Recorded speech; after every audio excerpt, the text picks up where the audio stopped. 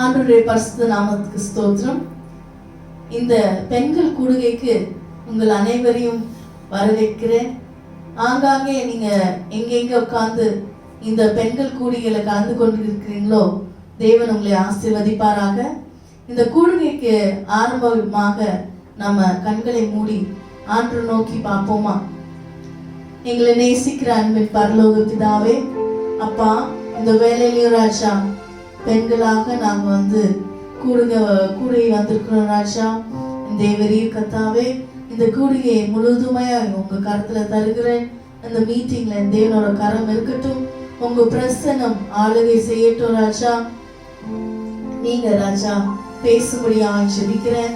ஆண்டவரே, ஆராதனை வேலையும் ஆண்டவர் செய்தி வேலையும் தேவன் கரத்துல தருகிறேன்.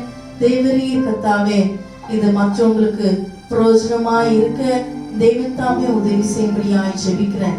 நீரை பொருட்படுத்தி வழிநடத்துங்க ராஜா. இயேசுவின் மூலம் ஜெபிக்கிறேன் நல்ல பிதாவே, ஆமென். ஹல்லேலூயா. எல்லாரும் சந்தோஷமா இருக்கிறீங்கன்னு நினைக்கிறேன். ஆண்டவர் உங்களை ஆசீர்வதிப்பாராக. இப்ப கூட அநேக நேரத்துல நம்ம பார்த்தோம்னா நம்ம சோர்வுற்று பலனற்ற நிலைமையில இருக்கிறோம்.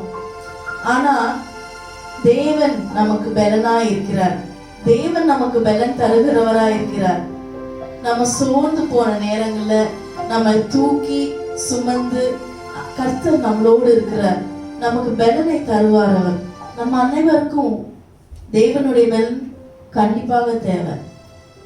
பலவீனத்திலே என் பலன் பரிபூர்ணமாய் விளங்கும் என்று தேவன் சொல்கிறார். நமக்கு பலனை கொடுப்பதற்கு தேவன் வல்லவராயிருக்கிறார். சோர்ந்து போனவர்களுக்கு பலனையும் சத்துவம் இல்லாதவர்களுக்கு சத்துவத்தையும் அவர் தரப்போகிறார். அபகுக் 3வது அதிகாரம் 19வது வசனத்தை பார்த்தோம்னா, ஆண்டவராகிய கர்த்தர் என் பலன், அவர் என் கால்களை மான் கால்களை போலாக்கி உயரமான ஸ்தலங்களில் என்னை நடக்க பண்ணுவார். கர்த்தர் உடைய பலன் நமக்கு பூர்ணமாய் விளங்கும். அவர் நம்மளோட கால்களை பலவீனமா இருக்கோமா, சோர்வுற்று இருக்கிறோமா, நம்மளோட கால்களை அவர் என்ன பண்ணுகிறார், மான் கால்களை போல பலப்படுத்த போகிறார். ரொம்ப தாழ்மையான இடங்கள்ல ஒண்ணுமே இல்லாம நீங்க சூழ்நிலை எல்லாம் கைவிடப்பட்ட நிலைமையில இருக்கும் போது தேவன் நமக்கு உயர்ந்த அடைக்கலங்களில் வைக்க போகிறார். உயர்ந்த ஸ்தலங்களில் என்னை நடத்தி கொண்டு போகிறார். இப்ப கூட நம்ம அந்த தேவனை ஆண்டவரை ஆராதிப்போமா?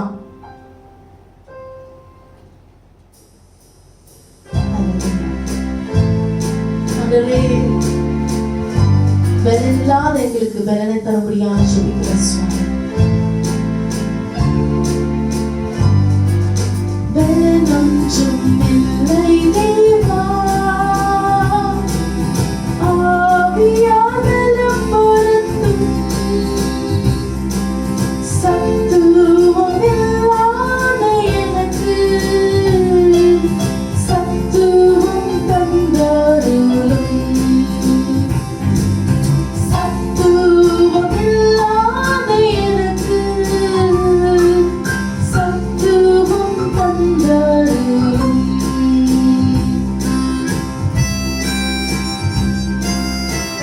ஆண்டவர் சொன்னதை அவர் நிறைவேற்றுவார்.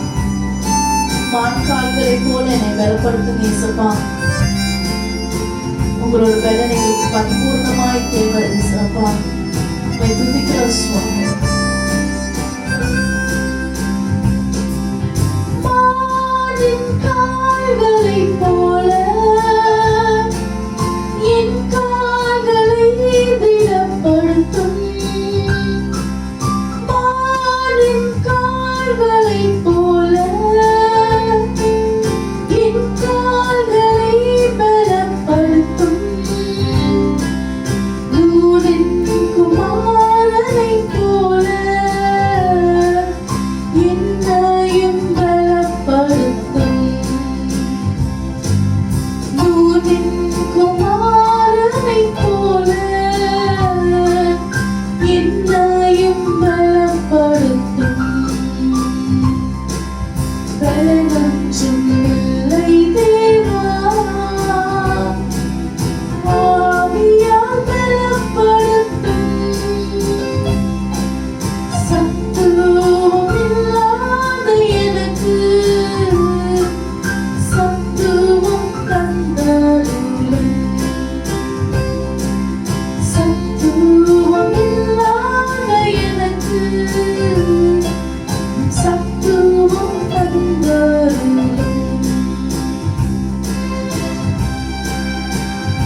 இந்த உலகத்துல வாழ்றதுக்கு, ஆண்டவரே பரிசுத்தமாய் வாழ்கிறதுக்கு எங்களை பலப்படுத்துங்க சுவாமி. ஆண்டவரே அப்பா, சாத்தானை ஜெயிக்கிறதுக்கு எங்களுக்கு பலனை தாங்க இருப்பா. ஆண்டவரே இந்த மாய உலகத்துல மகாக வாழ எங்களை அர்ப்பணிக்கிறோம் ராஜா. நன்றி தகப்பனே, ஸ்தோத்திரம்.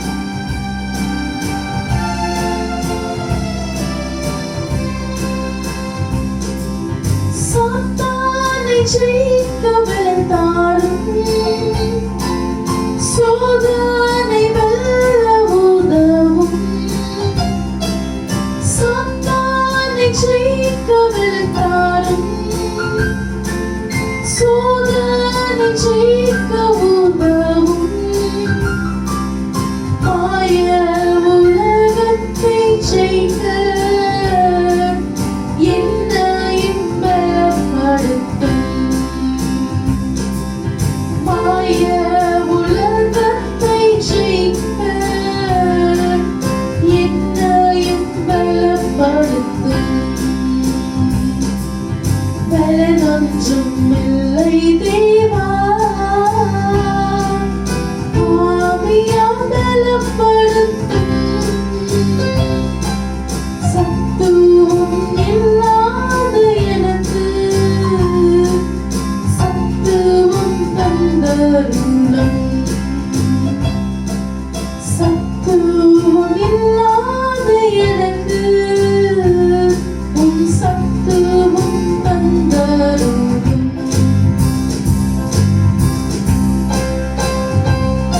சோர்ந்து போன நிலைமையில நாங்க இருக்கிறோம். சோர்வுற்ற நேரங்கள்ல தேவன் எங்களை பலப்படுத்தும்படியாக ஜெபிக்கிறேன். உங்களோட வசனங்களை நாங்க பிடித்துக் கொள்ள நீங்க உயர்ந்த ஸ்தலங்களில் எங்களை நடத்த போகிறீர்கள். அதை நாங்க எண்ணி என்னைக்கும் ஸ்தோத்தரிக்க எங்களுக்கு திருவத்தாங்க.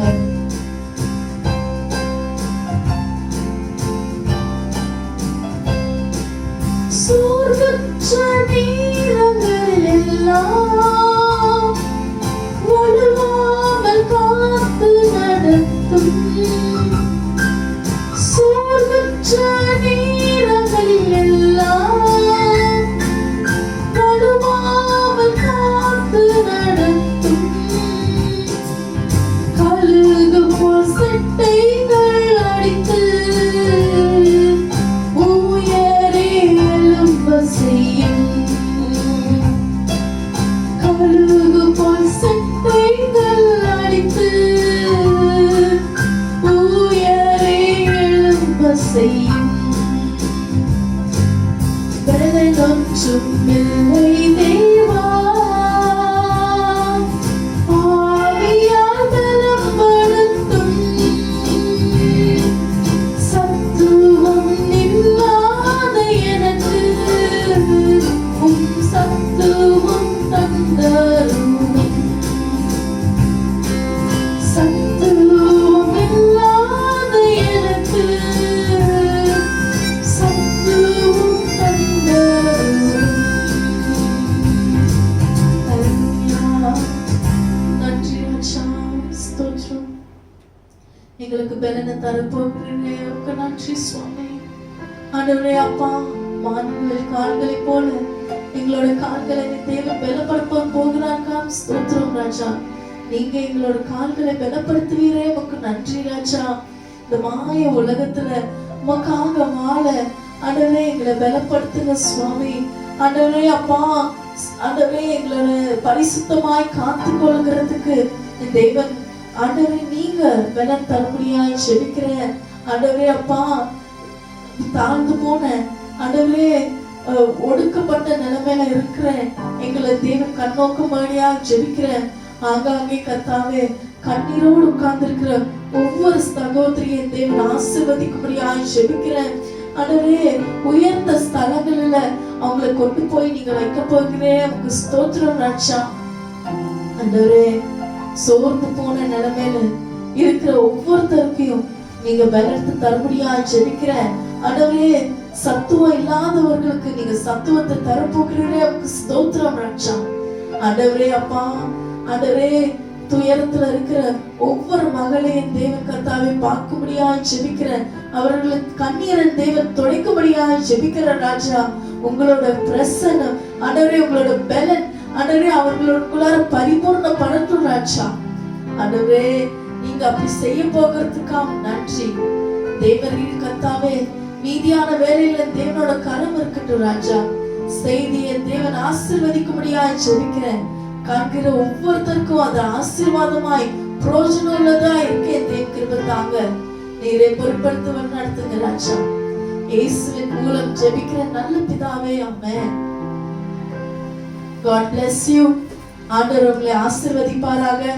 வருத்தப்படாதீங்க, தேவனுடைய பலன் எப்போதும் நம்ம கூடயே இருக்கும். ஆமென். ஆண்டவராகிய இயேசு கிறிஸ்துவின் இனிய நாமத்தில் உங்களை வாழ்த்துகிறேன். இந்த அருமையான பெண்கள் கூடுகையிலும் உங்களை சந்திப்பதை குறித்து நான் தேவனை ஸ்தோத்திரிக்கிறேன். முக்கியமாக இந்த நாட்களில் நடக்கிற கொடுமையான காரியங்களை கேள்விப்படும் போது நமக்குள்ள ஒரு பயம். தேவனுடைய வசனம் சொல்லுகிறது, உன்னை காக்கிற தேவன் உறங்குவதும் இல்லை தூங்குவதும் இல்லை என்று சொல்லி. கர்த்தர் உன்னை காக்கிறவர், அவர் உனக்கு நிழலாக இருக்கிற தேவன்.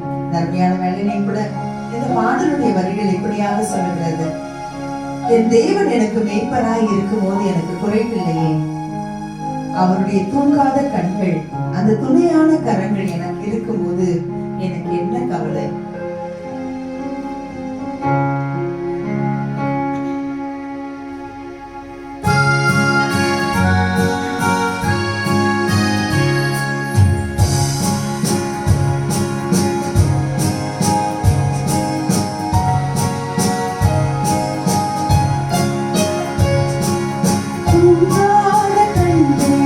துணையாட கண்கள் என்னை காக்கும்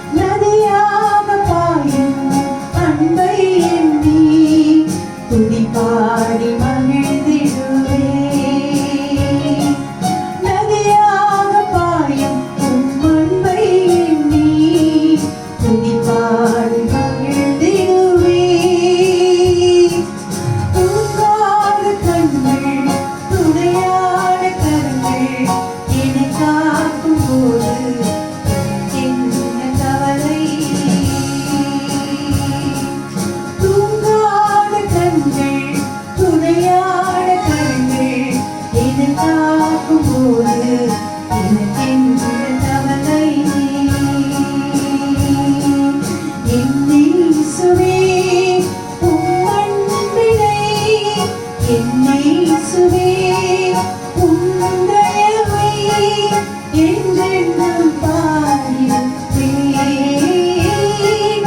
என்றென்றும் பாடிடுவேன். தூங்காத கண்கள், துணையாத கரங்கள் என்னை காக்கும்போது எனக்கென்ன கவலை? ஹல்லேலூயா.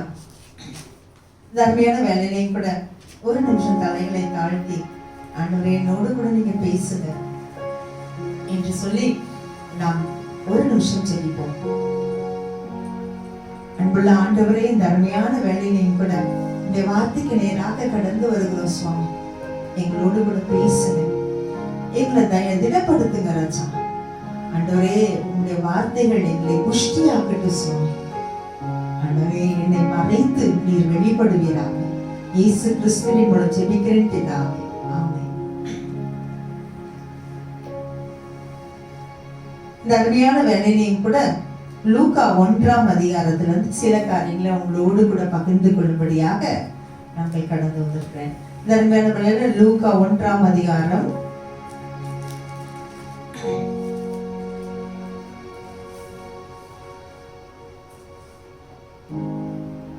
1ஆம் அதிகாரம்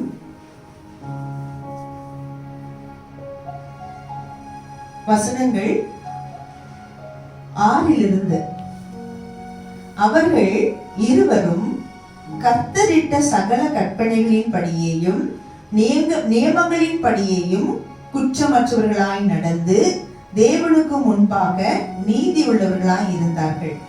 எலிசபெத் மலடியாய் இருந்தபடியால் அவளுக்கு பிள்ளை இல்லாதிருந்தது. இருவரும் வயது சென்றவர்களாயும் இருந்தார்கள். அப்படி இருக்க அவள் தன் ஆசாரிய வகுப்பின் முறைப்படி தேவ சந்நிதியிலே ஆசாரிய ஊழியம் செய்து வருகிற காலத்தில் ஆசாரிய ஊழிய முறைமையின்படி அவன் தேவ ஆலயத்துக்குள் பிரவேசித்து தூபம் காட்டுவதற்கு சீட்டை பெற்றான். தூபம் காட்டுகிற வேளையிலே ஜனங்கள் எல்லாரும் கூட்டமாய் வெளியிலே ஜெபம் பண்ணி கொண்டிருந்தார்கள். அப்பொழுது கர்த்தருடைய தூதன் ஒருவன் தூப பீடத்தின் வலது பக்கத்திலே நின்று அவனுக்கு தரிசனமானான். சகரியா அவனை கண்டு கலங்கி பயமடைந்தான்.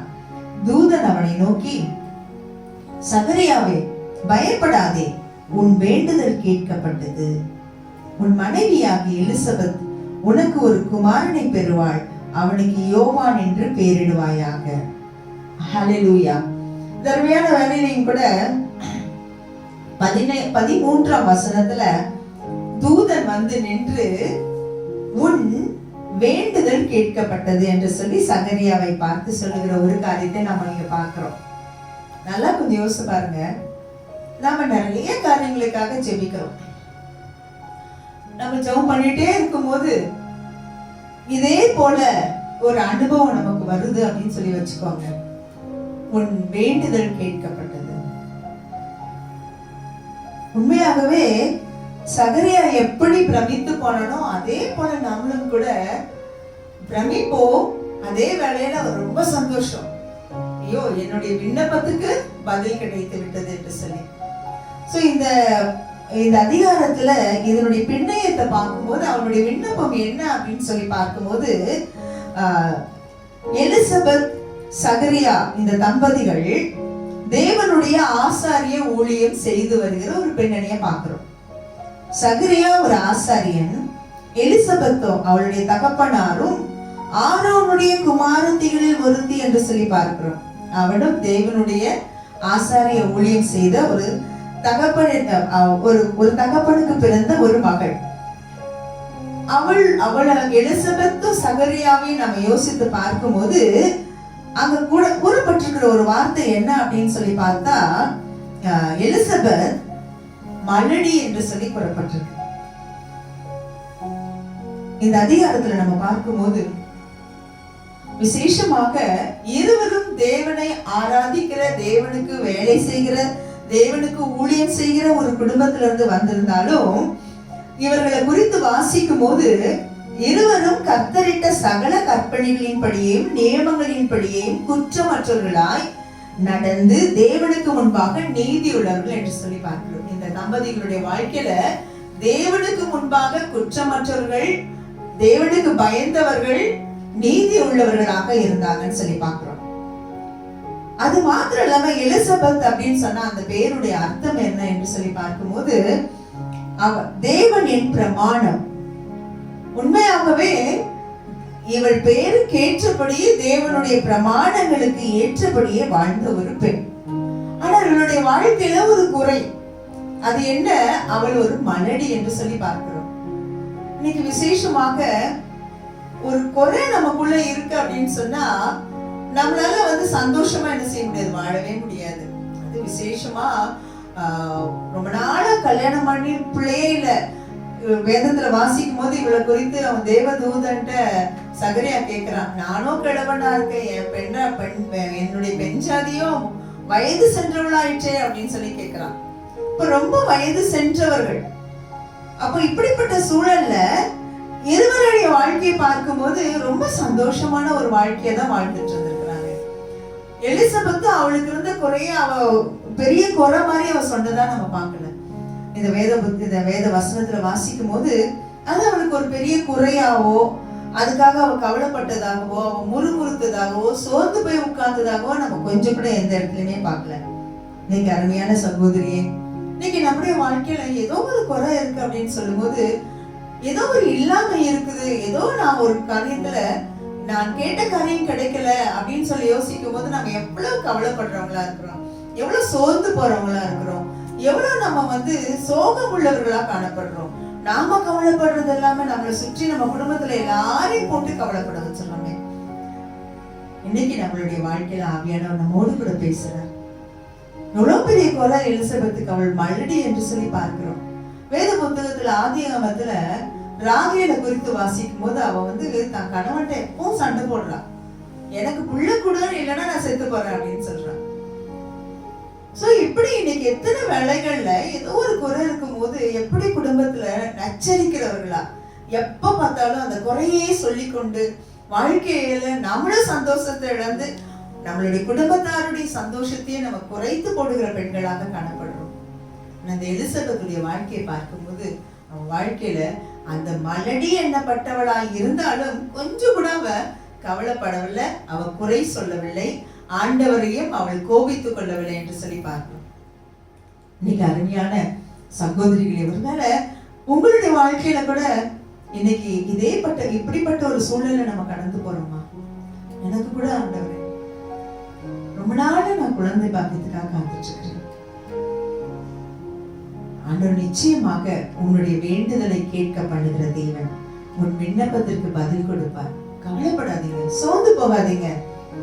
அந்த ராகேல மாதிரி நான் செத்தாந்து போறேன் அப்படின்ற வார்த்தைகளை சொல்லி வீசாதீங்க. எத்தனை வேளைகள்ல நம்ம இப்படிப்பட்ட வேண்டாத வார்த்தைகளை, தேவனை துக்கப்படுத்துகிற வார்த்தைகளை நம்முடைய வாழ்க்கையில நம்ம பேசுகிறவர்களா காணப்படுறோம். முதலாவதாக இவள் தேவனுக்கு முன்பாக நீதி உள்ளவளாக இருந்தாள். அவள் தன்னுடைய குறையில ஒரு நாளும் தேவனை முறுமுறுத்து பேசினதாக நாம் பார்க்கல. அது மாத்திரம் இல்லாம தேவனுக்கு பிரியமாய் நடந்த ஒரு பெண்ணா இருந்தாள். இன்னைக்கு அருமையான சகோதரியே, இன்னைக்கு நம்முடைய வாழ்க்கையில கூட எத்தனை வேலைகள் இருந்தாலும், எத்தனை கஷ்டங்கள் இருந்தாலும், நாமும் இவளை போல தேவனுக்கு பிரியமாய் நீதி உள்ளவர்களாய் நடக்க பழகி கொள்ளுவோம். இன்னைக்கு நம்முடைய வாழ்க்கையில தேவன் பிரியப்படுகிற வாழ்க்கை நம்ம வாழ்க்கையில இருக்கா? இன்னைக்கு நாம் தேவன் விரும்புகிற ஒரு வாழ்க்கை வாழுகிறோமா? நாம் தேவனை தேடுகிற ஒரு வாழ்க்கை வாழுகிறோமா? இன்னைக்கு தேவை இருந்தா மாத்திரம்தான் தேவனுடைய சமூகத்துக்கு போறோமா? இல்ல, எப்பவும் நாம் தேவனை ஆராதிக்கிறவர்களாக, தேவனிடத்தில் கடந்து செல்லுகிறவர்களாக, தேவனை நாம் முழுவதுமாய் பிரியப்படுத்துகிற ஒரு வாழ்க்கை வாழ கற்றுக்கொள்ளலாம். இந்த அருமையான வேலையில நம்ம பின்பாக பார்க்கும்போது இந்த அருமையான எலிசபெத்தை சந்திக்க மரியாள் கடந்து வர்றதை நம்ம பார்க்கிறோம். 1:40 பார்க்கும்போது எலிசபெத்துடைய வாழ்க்கையில இப்படிப்பட்ட ஒரு அற்புதம் நடந்ததை தேவதூதன் மரியாளுக்கு சொல்றான். அதை கேட்டு மரியாள் அவளை வாழ்த்த வருகிறாள். அப்போ வாழ்த்த வரும்போது அங்க என்ன நடக்குதுன்னு சொல்லி பார்க்கிறோம். மரியாள் அவளை வாழ்த்தரா. என்ன வாழ்த்தரா? எலிசபெத்தை வாழ்த்தினாள். அப்பொழுது எலிசபெத் பரிசுத்த ஆவியினால் நிரப்பப்படுகிற ஒரு அனுபவத்தை பார்க்கிறோம். உண்மையாகவே இன்னைக்கு ஒவ்வொருவருடைய வாழ்க்கையிலும் இப்படிப்பட்ட ஒரு அனுபவம் தேவை. நாம் ஆண்டவரை ஏற்றுக்கொண்டவர்கள் பரிசுத்த ஆவியானுடைய ஆளுகையில் ஒவ்வொரு நிமிஷமும் நடத்தப்படுகிற ஒரு அனுபவம் நமக்கு தேவை.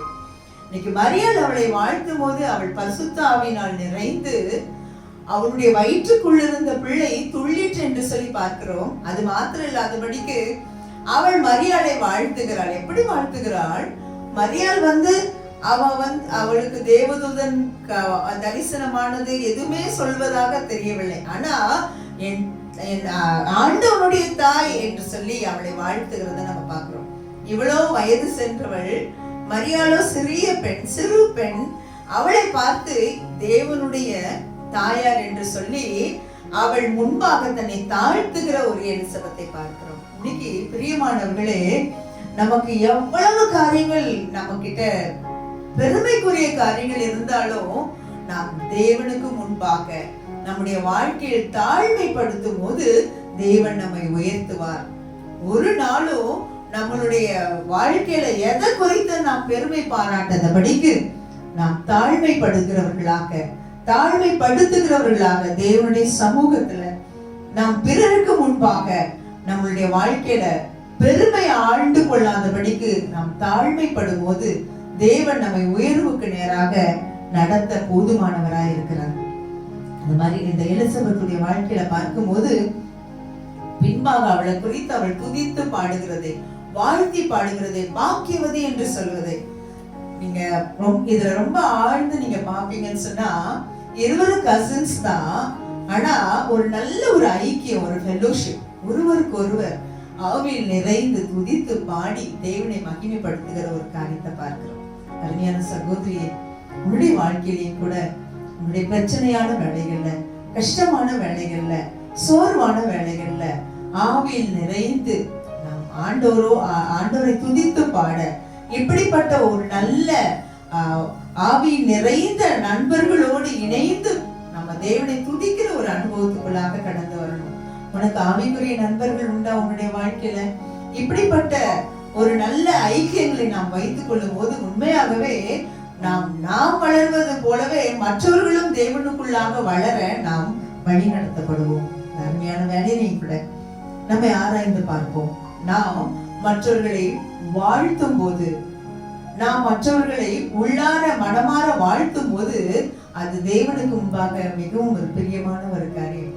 லேஸ்ல சகோதரிகள் ஒருவரை ஒருவர் வாழ்த்துவது ரொம்ப கஷ்டம். ஆனா இந்த எலிசபெத்துடைய வாழ்க்கையில அவள் மரியாதை வாழ்த்தி பாடினதை பார்க்கிறோம். பாக்கியவதி என்று சொல்லுகிறதை பார்க்கிறோம். அந்த இடத்துல என் ஆண்டவனுடைய தாய் என்பதை சொல்லி அவள் வாழ்த்தும் போது அவளுக்குள்ளாக ஒரு நல்ல ஒரு ஆவியினுடைய அபிஷேகமும் அவளுடைய மரியாளுடைய வாழ்க்கையில தேவன் பிறக்க போகிற ஒரு தரிசனத்தையும் காண்கிற ஒரு பெண்ணாக காணப்பட்டார். இன்னைக்கு நம்முடைய வாழ்க்கையிலையும் கூட நாம் இப்படிப்பட்ட அனுபவத்துக்குள்ள கடந்து போனோம். குறைகளை பெருசுபடுத்தாதீங்க, கவலைப்படாதீங்க, சோர்ந்து போகாதீங்க. இன்னைக்கு எவ்வளவோ நெருக்கங்கள், எவ்வளவோ கஷ்டங்கள், எத்தனையோ பாடுகள். இன்னைக்கு என்ன போல பிரச்சனை இருக்கிற பெண் இந்த உலகத்திலேயே இல்லைன்னு சொல்லிட்டு ஒவ்வொரு பெண்ணும் ஒரு பெரிய ஸ்டோரி சொல்லலாம். ஆனா அப்படி இல்லை. இன்னைக்கு இந்த எலிசபெத்தை போல தேவனுடைய பிரமாணங்களின்படி நடக்க கற்றுக்கொள்ளுவோம். குறைகளை பெரிதுபடுத்தாதபடிக்கு நம்முடைய வாழ்க்கையில நம்மளை தாழ்த்துவோம். நாம் தேவனுடைய சமூகத்துல தாழ்த்தும் போது தேவன் நம்மளை உயர்த்துவார். பரிசுத்த ஆவியில நிறைந்து வாழ்கிற ஒரு அனுபவத்துக்குள்ள கடந்து வருவோம். நம்ம எவ்வளவு நேரம் ஜெபிக்கிறோம், எவ்வளவு நேரம் வேதத்தை ஆராய்ந்து பார்க்கிறோம், எவ்வளவு நேரம் நம்ம நல்ல தேவனை துதிக்கிறோம். நாம் துதிக்க துதிக்க துதிக்க நம்மளுடைய எல்லா விதமான கட்டுகளும் தகர்த்து எரியப்படுவதை நம்ம பார்ப்போம். இன்னைக்கு அருமையான சகோதரி, இந்த அருமையான வேலையை கூட நம்மள ஆராய்ந்து பார்க்கலாம். தேவனுடைய சமூகத்துல ஒருவேளை என்னுடைய வாழ்க்கையில நமக்கு பிரியமில்லாத காரியங்கள் இருக்கா சுவாமி, நான் உனக்கு பிரியமில்லாம நடக்கிறேனா, அல்லது நான் குறை கூறுகிறவளா காணப்படுறேனா, அல்லது நான் பெருமை பேசி அடைந்து கொண்டிருக்கிறேனா? ஆண்டவரே, எனக்குள்ள இப்படியாக ஜெபிக்கிற பழக்கங்கள், ஆவியில் நிறைந்து ஜெபிக்கிற ஒரு பழக்கம் இருக்கா சுவாமி, என்னோடு கூட நீ இடைப்படுங்க. இந்த அருமையான வேலையை கூட அப்பா, எனக்கு இந்த வசனங்களை ஆசீர்வதித்து தாங்க. கண்களை மூடி ஜெபிப்போமா?